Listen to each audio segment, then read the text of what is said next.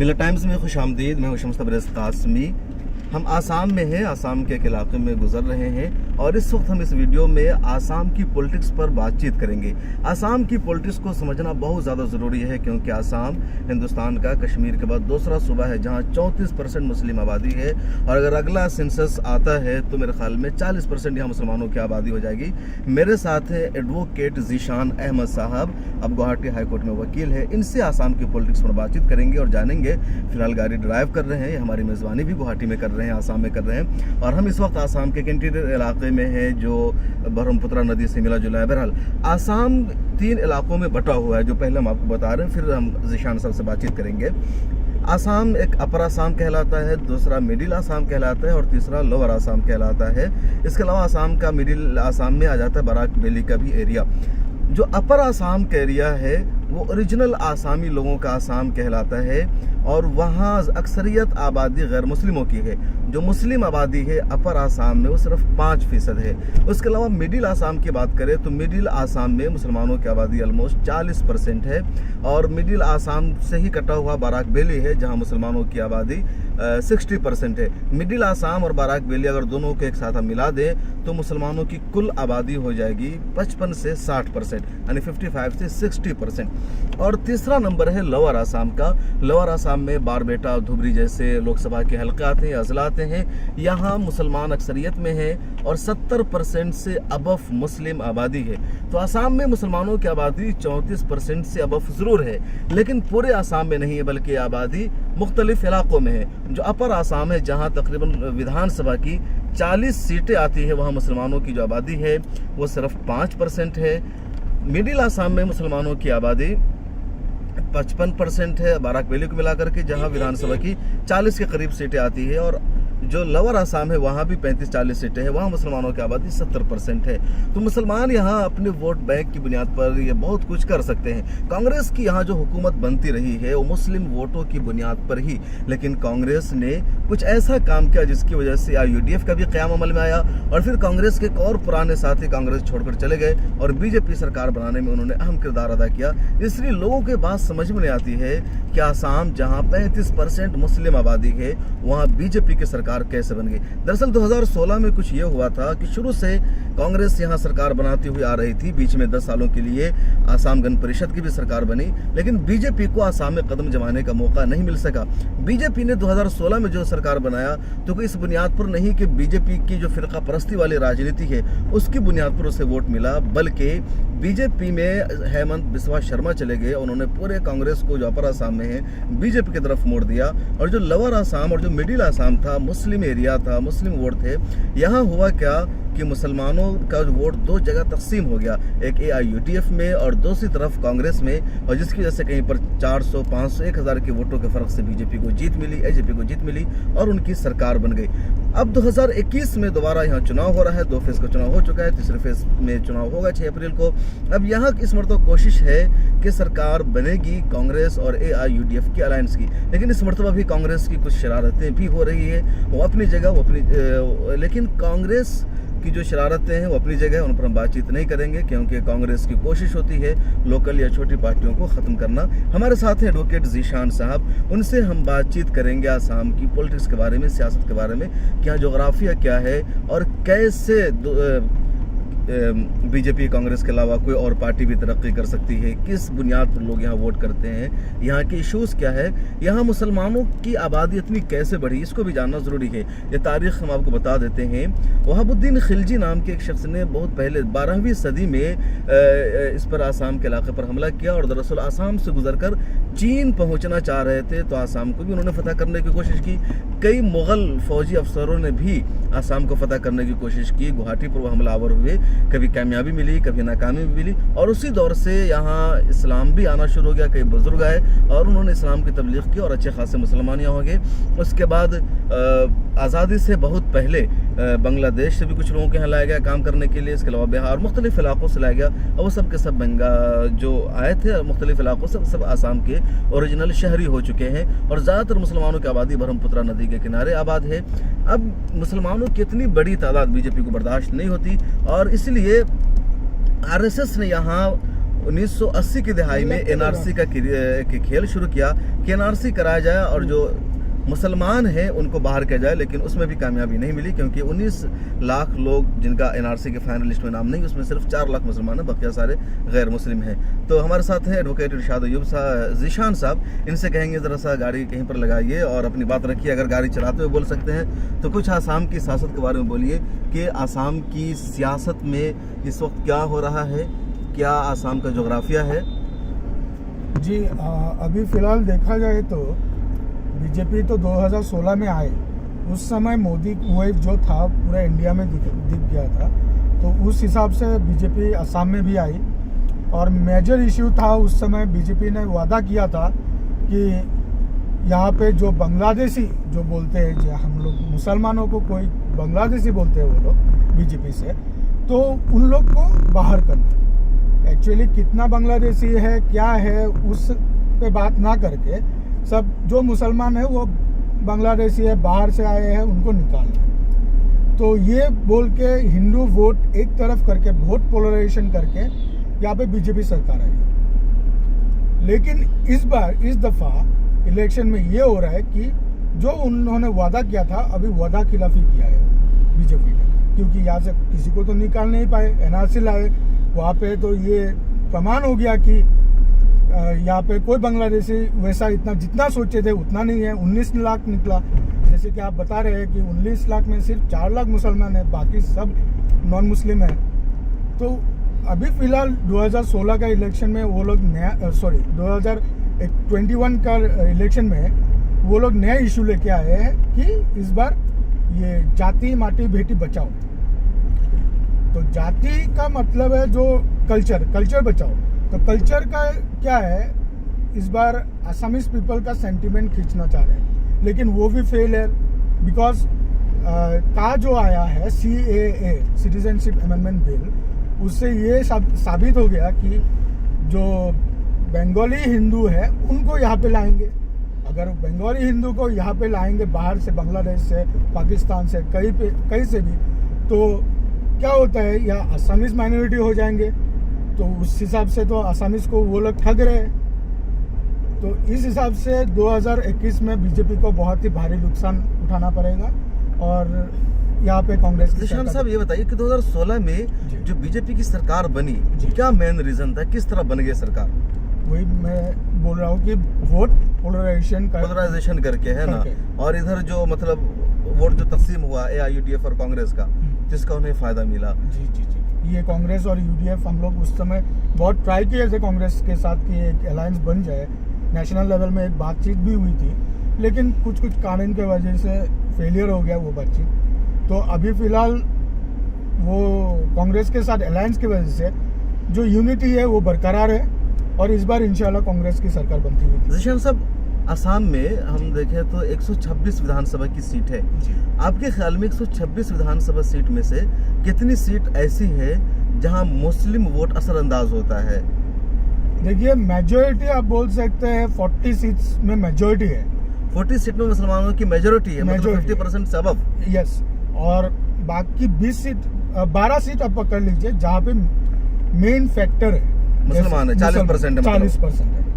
तो ये 52-55 सीट हो गई। हाँ। इसके अलावा और जो सीटें बच गई 60-65 के करीब होती है, वो उन सीटों पर किन का असर है? वो बोरो से हम लोग बोरोलैंड जो BTAD बोलते हैं हम लोग, जो ट्राइबल बेल्ट है, वहाँ से हम लोग का अलायंस है BPF, तो वो निकाल के लाएंगे वहाँ से, पकड़ लीजिए। और 12 सीटें उनमें मुस्लिम वोट कितने हो सकते हैं बोडोलैंड वालों में, या मुस्लिम वोट नहीं है? मुस्लिम वोट भी है वहाँ पे।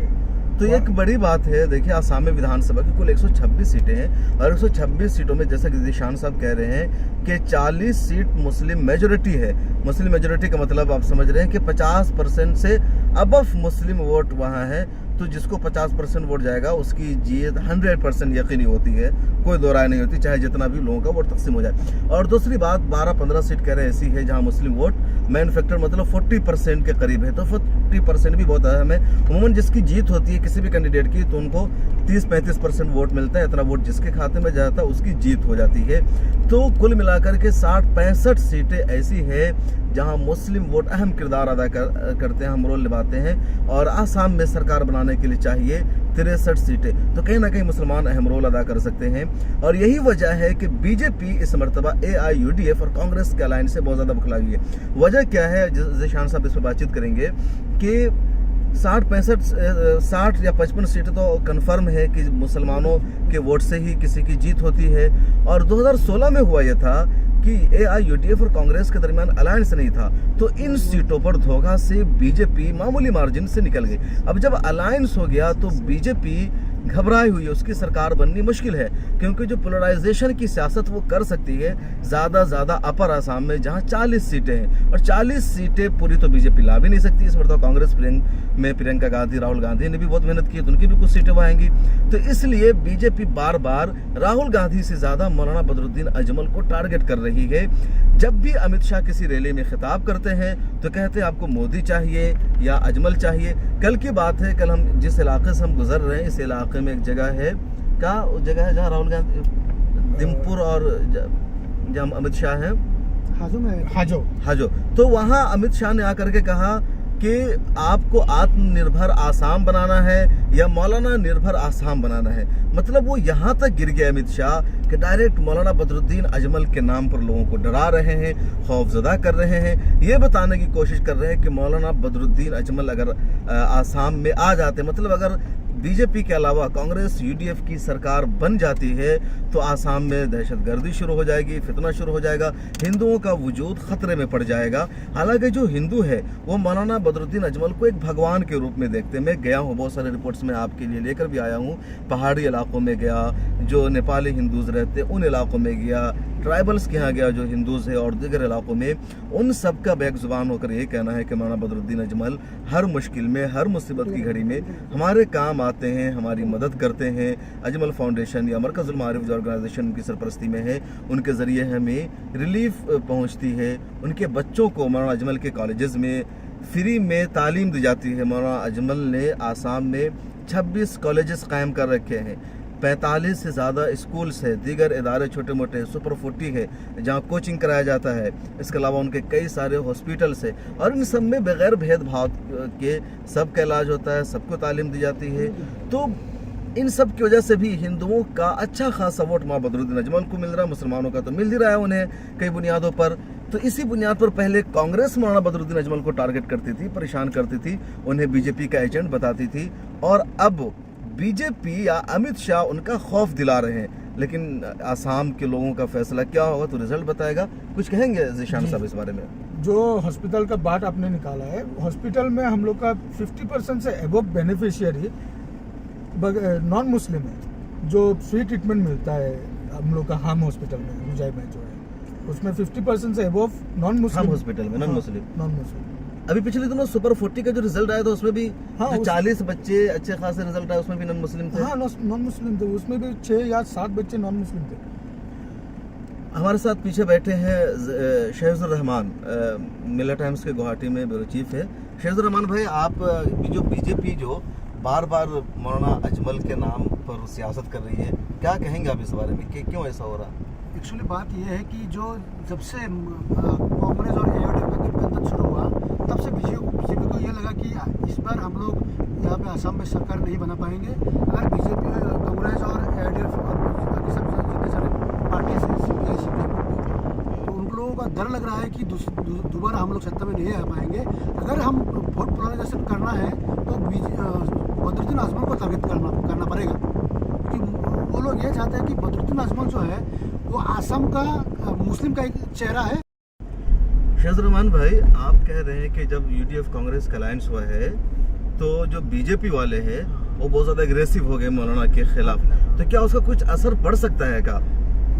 देखिए, पहले का जो इमोशन था असमीज लोगों का, तो जब दिन गुजर चुके तो पता चल गया कि बीजेपी का असलियत क्या है। जो इमोशन करके ब्लैकमेलिंग करता था बीजेपी, तो अभी जो है ना, अभी लोगों को ये फर्क महसूस हो गया कि हाँ, जो असमीज लोगों का एक सेंटीमेंट है, उस सेंटीमेंट को लेके बीजेपी एक 2016 में राजनीति में आई थी, राजनीति में आए थे। लेकिन नाकाम हो गए वो। लेकिन उसको अब असमीज लोग अभी समझ पा रहे हैं। तो इस बार जो है वो कम्युनल जो डिफरेंस लाना चाहते थे या डिफरेंस ये पोलराइजेशन करना चाहते थे, ऐसा कुछ नहीं कर पाए। तो इसलिए बीजेपी वाले बौखला गए और जितने सारे सेंट्रल जो लीडर आ रहे हैं, मिनिस्टर आ रहे हैं, वो सिर्फ बदरुद्दीन अजमल को टारगेट कर रहे हैं ना। हाँ। कि बदरुद्दीन अजमल चाहिए। हाँ, अच्छा ये बताइए जीशान भाई, आप भी सुनिएगा इसको, कि जो बीजेपी ने सिटीजनशिप अमेंडमेंट एक्ट को पास किया, नाफिज करने का ऐलान किया, तो ये जो सबसे ज्यादा खतरा है ये कानून, जो आसामी लोग हैं, जो जिन्होंने एनआरसी की तहरीक भी चलाई थी अपने कल्चर की हिफाजत के लिए, जुबान की हिफाजत के लिए, क्योंकि उनको डर लग रहा था कि बंगाली बड़ी तादाद में आ रहा है बांग्लादेश के, तो जो हमारा आसाम है ना, ये भी बांग्लादेश बन जाएगा। मतलब बांग्लादेश इसका ऑफिशियल लैंग्वेज है, इसका वो क्लियर हो जाएगा और आसाम की कोई वैल्यू खत्म हो जाएगी। ऐसे भी जुबान को लेकर के आसामी लैंग्वेज की कोई ज्यादा वैल्यू नहीं है, या आसामी ड्रामा की, कल्चरल की कोई वो, मतलब बंगला के सामने डाउन पड़ जाता है। तो जो वो लोग थे जो ओरिजिनल आसामी है, उसको सब अपर आसाम में ज्यादा रहते हैं, उन लोगों पर कितना असर पड़ा है? क्या वो लोगों ने वाकई इस मरतबा बीजेपी को सपोर्ट किया है, या इस कानून की वजह से उन लोगों ने बीजेपी के साथ छोड़ा इस चुनाव में? क्या आपका अंदाजा है? देखिए, उनका मन की बात तो बोलना मुश्किल है, लेकिन जितना पिक्चर में आया है दिख रहा है कि थोड़ा बहुत तो इम्पैक्ट पड़ रहा है। आपको क्या लगता है शेखुर रहमान भाई? बिल्कुल यही बात है, क्योंकि जब सीएए के खिलाफ जो आंदोलन हुआ था असम में पिछले साल, तो ऐसा लग रहा था कि ये जो है ना, असम आंदोलन जो हुआ था 1979 से 85 तक, इस तरीके से वो आंदोलन में हर वर्ग, हर धर्म के लोग उमड़ पड़े थे। उसी तरह इस बार भी सीए के खिलाफ उमड़ पड़े थे। तो ऐसा लगता है कि जो इसका प्रभाव है, लोगों का जो समझ है, ऐसा लगता है कि हाँ, इस बार के चुनाव में लेकिन चुनाव में बीजेपी सीए पर चुप रही। हाँ, और एक तरफ बीजेपी ने यह भी कह दिया कि जो 19 लाख लोगों का नाम नहीं है ना, ये जो एनआरसी की लिस्ट आई है, सुप्रीम कोर्ट की निगरानी में काम हुआ है, इसको हम नहीं मानते हैं, दोबारा हम एनआरसी कराएंगे, बीजेपी की सरकार आएगी। तो कहीं ये जो बीजेपी का ये वाला वादा हुआ कि दोबारा एनआरसी कराएंगे, क्या इस नारे ने दोबारा उन लोगों को बीजेपी से करीब होने का मौका दिया? देखिए, इसमें एक बात है, बीजेपी बोलता बहुत कुछ है, करता बहुत कम है। ये लोगों को अभी पता चल गया है। 2016 में भी उन लोग ने बहुत वादा किए थे कि ये करेंगे, वो करेंगे, बांग्लादेशी को भगाएंगे, वो करेंगे, खुद ही बांग्लादेश को माटी दे दिए। हाँ, लैंड दे दिया, आना जाना असम का लैंड ऑलरेडी दे दिया है बांग्लादेश को। अच्छा, इस जुमलाबाजी आजकल पता चल गया लोगों का, है ना, कि बांग्लादेशी के नाम पर यहाँ पॉलिटिक्स कर रहे हैं, खुद बांग्लादेश जा रहे हैं, ताल्लुक बना रहे हैं। जैसे आजकल ही वज़ीर-ए-आज़म नरेंद्र मोदी का पाकिस्तान के प्राइम मिनिस्टर इमरान खान को पाकिस्तान के नेशनल डे पर लिखा हुआ खत भी वायरल हो रहा है। 17 मार्च को उन्होंने लिखा कि तरफ पाकिस्तान के नाम पर दुश्मनी का इजहार करते हैं, सियासत करते हैं। अच्छा, आसाम में आपको क्या लग रहा है? एक तरफ अपर आसाम है, वहाँ चुनाव हो चुका है 47 सीटों पर, मिडिल आसाम में हो रहा है 39 सीटों पर, उसके बाद लोअर आसाम में है। तो क्या अपर मिडिल आसाम का, लोअर आसाम का तो समझ में आता है कि कांग्रेस AIUDF का अलायंस है, तो इस मरतबा वोटों का बंटवारा नहीं होगा, कुछ ठीक ठाक रहेगा, बीजेपी पहले की तरह नहीं जीत पाएगी। अपर आसाम में क्या कांग्रेस की सीटें आएगी पहले की तरह कुछ? देखिए, इस बार कांग्रेस ने जो सीटें कैंडिडेट अपना डिक्लेयर किया है अपर आसाम में, बहुत ही अच्छा और उम्दा कैंडिडेट दिया है। बहुत सोच समझ के वो कैंडिडेट वहाँ पे दिया हुआ है।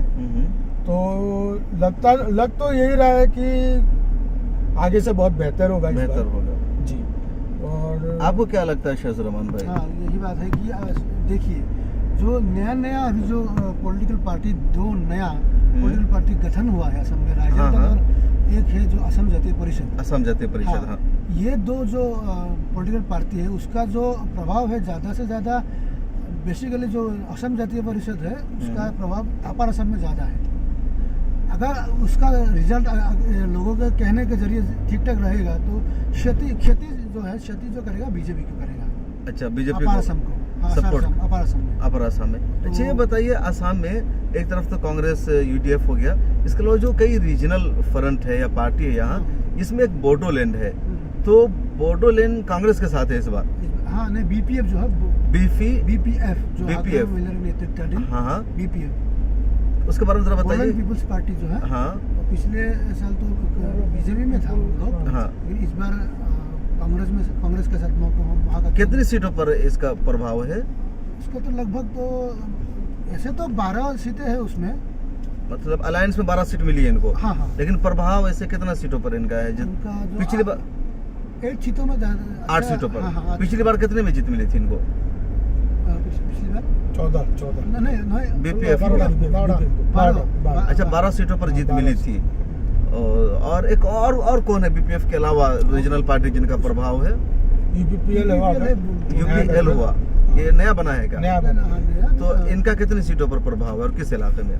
अभी तो वो बीपीएफ के जो बीटीआर है, बीटीएडी, हाँ हाँ, यूपीएल में सत्ता में आ गया। अच्छा।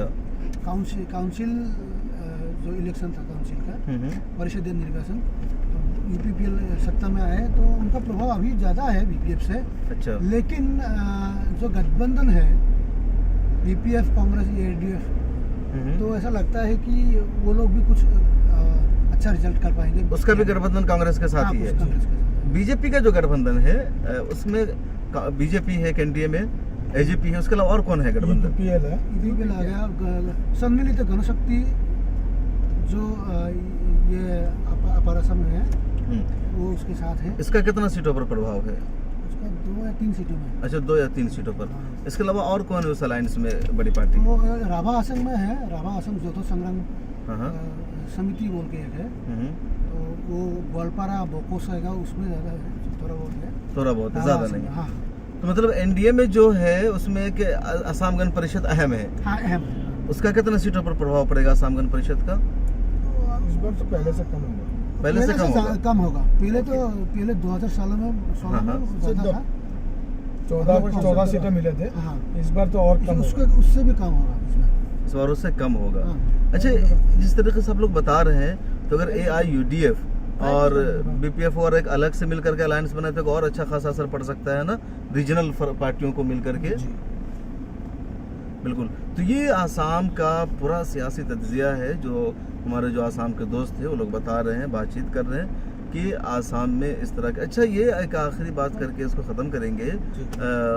ज़ीशान साहब ये बताइए कि जो आसाम में एक अखिल गगोई है, जी। इनका बड़ा चर्चा है अभी एक एज अ रीजनल पार्टी में, ये इनकी क्या हिस्ट्री है? अखिल गगोई एक रिवोल्यूशनिस्ट थे, जो आंदोलनकारी होते हैं वो थे। तो उनका क्या हुआ, पहले एक बहुत ही अच्छा छवि निकल के आई थी सामने से, तो लेकिन 2-4 दिन से क्या हुआ, हिमंता बिस्वा शर्मा ने एक स्टेटमेंट दे दिया कि AJP जो जातीय परिषद है और अखिल गगोई जो राज्य दल है वो मेरा ही आदमी है। ये हिमंता बिस्वा शर्मा ने बयान दिया, तो उसकी वजह से उनकी छवि खराब हुई। उनकी छवि खराब होगी। ये पहले भी पॉलिटिक्स में रहेगा अखिल गगोई या नहीं, ये पहली मरतबा है, फर्स्ट टाइम है? अच्छा, ये किसानों के लिए मूवमेंट चलाते रहे। हाँ, किसान मूवमेंट चला। ओके, कमरुल भाई पीछे बैठे हैं, आप भी कुछ बोल सकते हैं कमरुल भाई। मास्क लगा के बैठे हुए कमरुल भाई, हम सब की तरफ से वो कोविड के खिलाफ जंग लड़ रहे हैं। बहुत शुक्रिया आप। तो हम लोग आसाम की सियासत पे पॉलिटिक्स कर रहे थे, कुछ और बात बताइए जो आसाम के बाहर के लोग हैं उनके लिए जानना ज़रूरी हो आसाम की पॉलिटिक्स के बारे में। आसाम के पॉलिटिक्स के बारे में एक ही जानकारी बहुत महत्व रखती है कि यहाँ पे लोकल सेंटिमेंट बहुत ज़्यादा है। लोकल जी, जो आसामी सेंटिमेंट है, जो भी इससे छेड़छाड़ करेंगे उनको यहाँ पे कोई मतलब किसी को बख्शेंगे नहीं आसामी लोग। तो बीजेपी ने ये गलती कर दी। बीजेपी ने गलती की, ये गलती कर दी CAA के नाम पर, और ये ज्यादा अपर असम वाले लोग ही ज्यादा इसको, अपर असम और मिडिल असम थोड़ा बहुत, लोअर असम वाले को इससे कुछ मतलब नहीं है। मतलब है, लेकिन जितना सेंटिमेंट अपर असम मिडिल असम में है उतना सेंटिमेंट नहीं है, लेकिन एज ए होल सेंटिमेंट सभी आसामीज है यहाँ पे। और एक इंटरेस्टिंग बात है, आसामीज लोग यहाँ पे जो बंगाली मुसलमान लोग हैं वो अपने आप को आसामीज मानते हैं। अच्छा, जो बंगाली जी, ये बहुत ही इम्पोर्टेंट पॉइंट है। असम का मतलब बंगाली मुस्लिम से भी अपने आप को आसामी मुसलमान आसामी मानते मुसलमान हैं, मानते ये जाहिर करते हैं, लैंग्वेज में भी लिखते हैं कि मदर लैंग्वेज मदर आसामी। लैंग्वेज। और जो बंगाली हिंदू से क्या वो भी इसी तरह मानते हैं? नहीं, वो नहीं मानते, वो अपने आप को बंगाली ही मानते हैं, मदर लैंग्वेज भी उन लोग का बंगाली ही लिखते हैं। तो एक बड़ा फर्क है, मतलब जो एक होता है कि देश या स्टेट से वफादारी का सबूत पेश करना, सबूत पेश तो वो लोग नहीं कर रहे हैं। नहीं कर रहे हैं।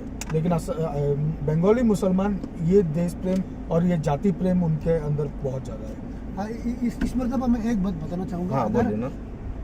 अगर असम में रहने वाले जो बंगाली मुस्लिम हैं, अगर वो लोग असम सेंसस में अपनी मातृभाषा आसामीज नहीं लिखते, तो हमारा जो आसामीज लैंग्वेज है वो माइनॉरिटी में चला जाता है, अभी मेजोरिटी में है। जो ये मैं क्लियर कर दूं, जो शहजुर रहमान ये कह रहे हैं कि जब वो एनआरसी हुई तो एनआरसी में जो मुसलमान हैं आसाम के पूरे, सेंसस में उन्होंने सेंसस में भी उन्होंने अपनी मदर लैंग्वेज में आसामी लैंग्वेज को लिखा। अगर वो आसामी लैंग्वेज अगर अपनी मदर लैंग्वेज में नहीं लिखते, कुछ और लिख देते, उर्दू लिख देते, बंगला लिख देते, हिंदी लिख देते, तो जो आसामी लैंग्वेज है वो माइनॉरिटी लैंग्वेज बन जाती, और जो दूसरी लैंग्वेज वो अपनी मदर लैंग्वेज करार देते। वो मतलब यहाँ की, चूँकि किसी भी स्टेट की जो कोई लैंग्वेज बनती है ना, जब वहाँ के ज़्यादातर लोग बोले तो जो अक्सरियत थी वो आसामी लैंग्वेज की नहीं होती अगर मुसलमान आसामी लैंग्वेज को मदर लैंग्वेज नहीं लिखते। लेकिन दूसरी तरफ जो बंगाली हिंदूज है वो क्या करते हैं कि मदर लैंग्वेज में, मदर टंग में आसामीज को शामिल नहीं करते। तो मुसलमानों का बड़ा कंट्रीब्यूशन है आसामी लैंग्वेज को स्टेट की लैंग्वेज करार देने में, उसको प्रमोट करने में, आगे बढ़ाने में, ये पूरा आसाम का है। अच्छा, एक आखिरी बात करके इसको ख़त्म करेंगे, आगे भी जाना है, गाड़ी रुकी हुई है हमारे जिशान साहब ने, कि आसाम में हिंदू मुस्लिम का सेंटीमेंट पाया जाता है या ठीक ठाक है? जैसे आप खबरें पढ़ते होंगे ना, यूपी के बारे में, बिहार के बारे में, राजस्थान के बारे में, यहाँ वो होली हो रही है, मुसलमान जा रहे उसको पकड़ के मार दिया, नाम पूछा क्या है, मुसलमान है, 2-4 झांपर लगा दिया, मॉब लिंचिंग कर दी, जय श्री राम का नारा लगवाया।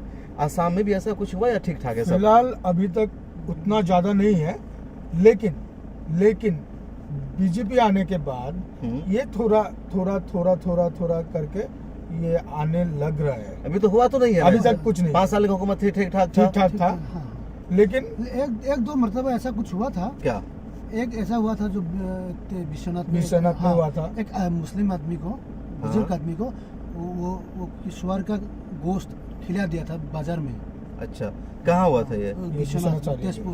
तेजपुर। अच्छा, एक और वाकया हुआ था ना शाम का, याद आ रहा है मुझे, खबर भी लगी थी मिलत टाइम्स में भी, कि एक हाजी साहब थे, जा रहे थे हज का फॉर्म भरने, तो उन्हें रास्ते में बजरंग दल कुछ लोगों ने मारा था, 2-3 लोगों ने उन पर कार्रवाई भी हुई। हाँ, वैसा 2-3 मरतबा हुआ है। इसलिए मैं बोल रहा हूँ कि बीजेपी के आने के बाद धीरे धीरे ये थोड़ा आने लगा है। अभी वो यूपी का जो माहौल बनता है, बिहार उस साइड में जो माहौल जैसे बनता है, तो उस माहौल यहाँ पे बनने लगा है थोड़ा। हाँ, ज़्यादा नहीं, क्योंकि यहाँ पे आसामीज, मैं जो पहले बोल चुका हूँ कि आसामीज सेंटीमेंट यहाँ पे ज्यादा है। यहाँ पे हिंदू मुस्लिम का सेंटीमेंट कम, हिंदू मुस्लिम का सेंटीमेंट नहीं है यहाँ पे। Assamese versus Bengali, Assamese versus Bengali, exactly, है ना? मतलब जो आसामी और बंगाली सेंटीमेंट को तस्लीम नहीं करते हैं। मतलब ये सबसे बड़ी लड़ाई है, धर्म की लड़ाई नहीं रही है। अब बीजेपी करने की कोशिश कर रही है। अच्छा, बीजेपी ने मुसलमानों को जो टिकट दिया है, 8 मुसलमानों को टिकट दिया है, और ज्यादातर मुस्लिम एरियाज में है, इलाकों में है, तो क्या उसकी वजह से मुस्लिम वोट कुछ जाएगा बीजेपी की तरफ? देखिए, एकदम नहीं मिलेगा वैसा तो हो नहीं सकता है, कुछ 1-2 जा सकते हैं, लेकिन वो फैक्टर नहीं है, सीट नहीं। अच्छा, फर्स्ट फेज का चुनाव तो हो चुका पर चुनाव में, लेकिन जो मिडिल आसाम या लोअर आसाम, इसके कुछ अक्सर 70-80% तो मुस्लिम एरिया है, लेकिन कुछ हिंदूज एरिया भी है। अब अमित शाह के बार बार जो ये कह रहे हैं कि आपको आसाम आत्मनिर्भर आसाम चाहिए, या मौलाना निर्भर आसाम चाहिए, मौलाना अजमल चाहिए, या मोदी चाहिए, तो क्या मौलाना अजमल के खिलाफ जो उनका प्रोपेगेंडा है या उनके नाम से डराने की कोशिश की जा रही है हिंदुओं को, तो क्या हिंदू उनके बातों से मुतासिर होंगे और एकजुट होकर के मौलाना अजमल या कांग्रेस को छोड़ करके वोट करेंगे बीजेपी को? कुछ असर पड़ेगा? नहीं, यहाँ पे देखिए, जो 3rd फेज और 2nd फेज में कुछ सीटें हैं जो हिंदू मेजोरिटी सीट है यहाँ पे, तो उनके लिए प्रोपेगेंडा चला रहे हैं वो लोग कि ये सीटें हम लोग जीत के आते हैं तो कुछ फर्क पड़ेगा। लेकिन क्या होता है, उन लोग का जो कैंडिडेट भी है अभी, वो भी एंटी इनकम्बेंसी भी है उन लोग का, क्योंकि पहले रह चुके हैं एमएलए, और फिर कांग्रेस का कैंडिडेट भी अच्छा है। लेकिन ये प्रोपेगेंडा मेरे हिसाब से इतना नहीं चलेगा, क्योंकि मैं पहले बोल चुका हूँ कि यहाँ पे हिंदू मुस्लिम का वो सेंटिमेंट कम है, यहाँ पे असमिस सेंटिमेंट ज़्यादा है। जो असमिस सेंटिमेंट यहाँ का है वो ऑलरेडी बीजेपी ने खराब करके रखी है लास्ट इलेक्शन में, 2016 के इलेक्शन में। तो इसलिए ये प्रोपेगेंडा इतना काम करेगा मेरे हिसाब से तो नहीं लगता। तो ऑलमोस्ट अगर बात करें अपर आसाम में कितनी सीटें आ सकती है अलायंस की? अलायंस की तो 20 सीटें हम लोग उम्मीद कर रहे हैं, 20 से 25 अपर आसाम में आसाम 47 सीटों पे चुनाव हुआ। जी, जी। मिडिल आसाम में कितनी सीट आ सकती है शेख रहमान भाई, आपको क्या अंदाजा है? 39 में 39 पे चुनाव है। चुनाव में, हाँ वैसा ही कुछ। आपको क्या लगता है? मिडिल आसाम में पकड़ लीजिए बीजेपी को ज्यादा से ज्यादा 12 या 13 सीट मिलेगा। तो मतलब 25-26 हम्म। आएगी अलायंस को। और लोअर आसाम में 40 सीटों पर चुनाव है। 40 में आप 45 पकड़ लीजिए। 40 में 45 कैसे होगा साहब? 35 सीटों का दावा कर रहे 30 तो होगा हैं। तो अगर 30 जो तो होगा, ये हमारे जो दोस्त अहबाब दावा कर रहे हैं कि इतनी सीटें आ जाती तो इसीलिए अलायंस की सरकार बन सकती है। और ये इम्कान भी है, जो शुरू में मैंने पूरा डेटा बताते हुए कहा कि अपर आसाम में मुसलमानों की आबादी सिर्फ 5% है, बकिया सारी की सारी आबादी आसामी जो ओरिजिनल है उनकी है, अगर मुस्लिमों की है तो उनका वोट किरदार अहम किरदार अदा करता है। उसमें बीजेपी और कांग्रेस दोनों का अपना अहम किरदार होगा। उधर AIUDF की सीटें भी नहीं थी, न पहले AIUDF का भी अपर आसाम में कुछ है भी नहीं, पार्टी का भी कुछ कामकाज नहीं है, ना उनके वर्कर है, ना लीडर्स है। लेकिन जो लोअर आसाम है और मिडिल आसाम है, यहाँ AIUDF कांग्रेस का मुश्तरका उम्मीदवार है, तो इनका अच्छा रिजल्ट आएगा। अगर यहाँ इनका ठीक ठाक तो रहेगा, यकीनी है। अब अपर आसाम में जैसा कि कह रहे हैं, अगर 20 सीटें कांग्रेस ली आती, चूँकि कांग्रेसी के उसमें रहे सिर्फ एक सीटें कांग्रेस के साथ दीगर अलायंसेस वाली पार्टियों का रहा है, तो सरकार बनना इजीली है, यकीनी है। लेकिन अगर अपर आसाम खराब होता है तो मुश्किल होगा। बीजेपी को अपर आसाम पर विश्वास है कि वहाँ हमारी 35 सीटें आ रही है, और कांग्रेस को और AIUDF को मिडिल और लोअर आसाम पर विश्वास है कि यहाँ हमारी 70-80% सीटों पर जीत हो रही है। रिजल्ट क्या आएगा 2 मई को पता चलेगा। फिलहाल हम आसाम के मुख्तलिफ इलाकों में जा रहे हैं, ग्राउंड जीरो से बता रहे हैं, मुख्तलिफ कैंडिडेट और शख्सियात के इंटरव्यूज़ भी आपकी खिदमत में लेकर आ रहे हैं। अपने दोस्तों का शुक्रिया भी कि इनके साथ आसाम के उन इलाकों में मुझे जाने का मौका मिल रहा है जहाँ जाना आप सोच नहीं सकते हैं, या मुश्किल होता है या बहुत टफ होता है उन इलाकों से गुजरना। लेकिन ब्रह्मपुत्रा नदी के किनारे जहाँ रास्ता नहीं है, गलियाँ सही से नहीं है, कहीं बाइक से जाना पड़ता है, कहीं गाड़ी भी चली जाती है, कहीं रास्ता भी अच्छा बना हुआ है, कहीं रास्ता भी ख़राब है, कहीं पैदल जाना पड़ता है। तो इन सब इलाकों से हम गुजर रहे हैं, जा रहे हैं, और अच्छा लग रहा है कि चुनावी मौसम में इन इलाकों को भी हमें देखना चाहिए। दिल्ली में ऑफिस में स्टूडियो में बैठ कर लंबी लंबी बातें करना, लेक्चर देना, तकरीर देना तो बहुत आसान है। रिसर्च टीम होती है, लिख करके चीज़ें स्क्रिप्ट वो दे देते हैं, उसके बाद एक एंकर की जिम्मेदारी होती है बोल देना। लेकिन ग्राउंड पर आकर के उन चीज़ों को देखना, वहाँ से लोगों को बताना कि ऐसी सूरत हाल है, ये बहुत अहम है। और एक जर्नलिस्ट के लिए चीज़ें बहुत अहम होती है। और मुझे अच्छा लगा कि आसाम के इस चुनाव में ग्राउंड ज़ीरो पर मुझे जाने का मौका मिला। एक और एरिया में जाने का इरादा था जो बिल्कुल बांग्लादेश से सटा हुआ है, आसाम का मंतसा नाम है, लेकिन थोड़ा दिल्ली में शेड्यूल है, कुछ और मेरी मीटिंग्स है तो मुश्किल हो रहा है।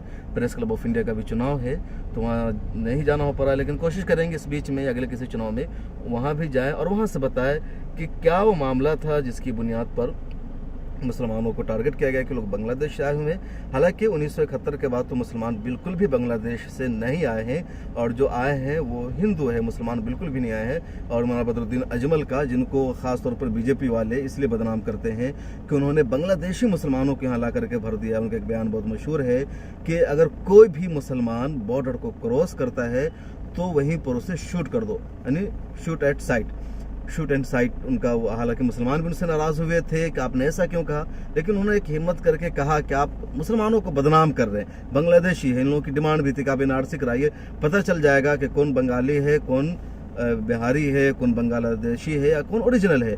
उसमें पता भी चला। उन लोगों का इरादा था कि शायद जो आसाम में मुसलमानों की बढ़ती हुई आबादी है, अब 40% के करीब आबादी होती जा रही है, और मुसलमान वोट बैंक का एक बड़ा किरदार अदा करेगा, तो NRC की वजह से इनका नाम जब बाहर आ जाएगा वोटर लिस्ट से या इन्हें डी वोटर करार दे दिया जाएगा तो आसाम में मुसलमानों का वोट उतना फैक्टर नहीं होगा। लेकिन उसमें वो नाकाम हो गए। 19 लाख लोगों का नाम नहीं NRC में, जिसमें से 14 लाख हिंदू है, मुसलमान तो सिर्फ 4 लाख के करीब है। तो कहीं ना कहीं उनके मनसूबा भी नाकाम हुआ और इसी वजह से अब बीजेपी वाले इसको मानने से इनकार कर रहे हैं, हालांकि सुप्रीम कोर्ट ऑफ इंडिया की निगरानी में हुआ है। तो मुझे दीजिए इजाज़त, मिलर टाइम्स से जुड़े रहिए। ताज़ा तरीन खबरों के लिए आप विजिट करते रहिए मिलर टाइम्स की वेबसाइट www.millertimes.com। इसके अलावा आपके ख्याल में अगर कुछ है, आप कुछ सोचते हैं इस बारे में, तो कमेंट सेक्शन में ज़रूर लिखिए। शुक्रिया। मिलर टाइम्स को आपकी ज़रूरत है, हमारी आप माली मदद करें।